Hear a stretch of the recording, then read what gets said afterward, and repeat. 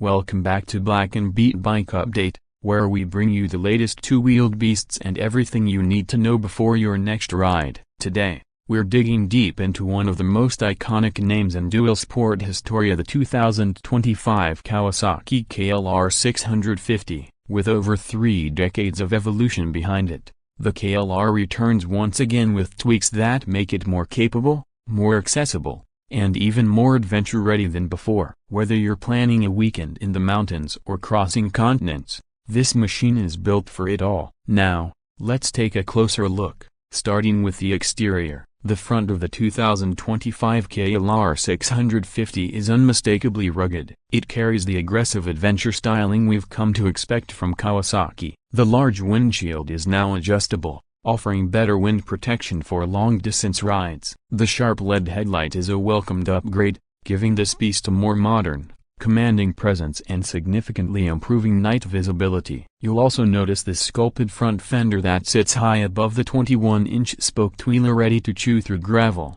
sand, or mud without flinching.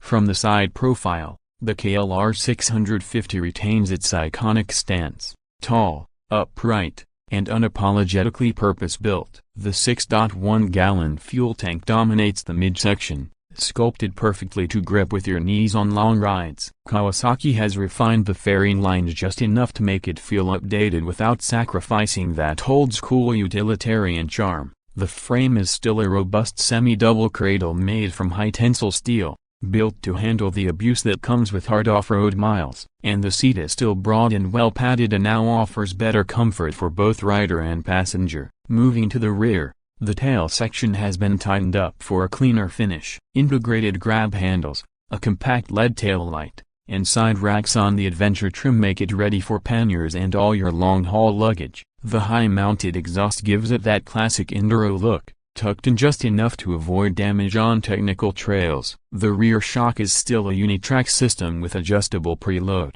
and the rear wheel rolls on a rugged 17-inch rim with dual sport rubber. Now under the hood, or rather, beneath the tank, sits the tried-and-true 652cc liquid-cooled, single-cylinder engine. It's not the most powerful motor on the market, but it is one of the most reliable. Kawasaki has fine-tuned fuel injection and engine mapping for smoother throttle response and slightly better fuel economy. You're looking at around 40 horsepower and 39 pound-feet of torque. That might not sound impressive on paper, but in the real world, it delivers excellent low-end grunt and tractability, perfect for crawling through tight trails or powering through open gravel roads. Performance-wise, this bike is a slow burner built for long distances, not speed. Top speed floats around 100 miles per hour, but that's not the point here. This machine shines in its ability to go anywhere, carry everything, and keep running forever. The suspension is dialed for comfort and control more than aggressive off-road jumps. The adventure and standard trims offer 7.9 inches of front travel and 8 inches in the rear,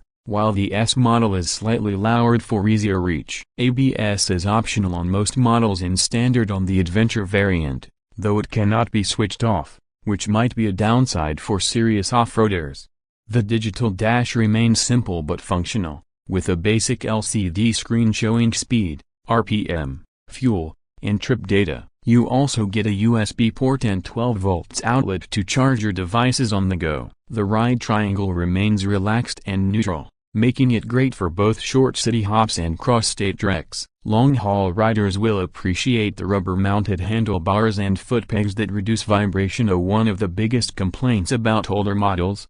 In terms of pricing, Kawasaki has kept the KLR 650 incredibly accessible. The base model starts around $6,899. The S version is just a touch more, and the fully loaded Adventure ABS climbs to about $8,199. For what you're getting, a proven adventure platform with serious range and load capacity. It's a steal, especially when you compare it to competitors like the Yamaha 10-year 700 or KTM 690 Enduro, both of which are thousands more and often too aggressive for casual overlanders.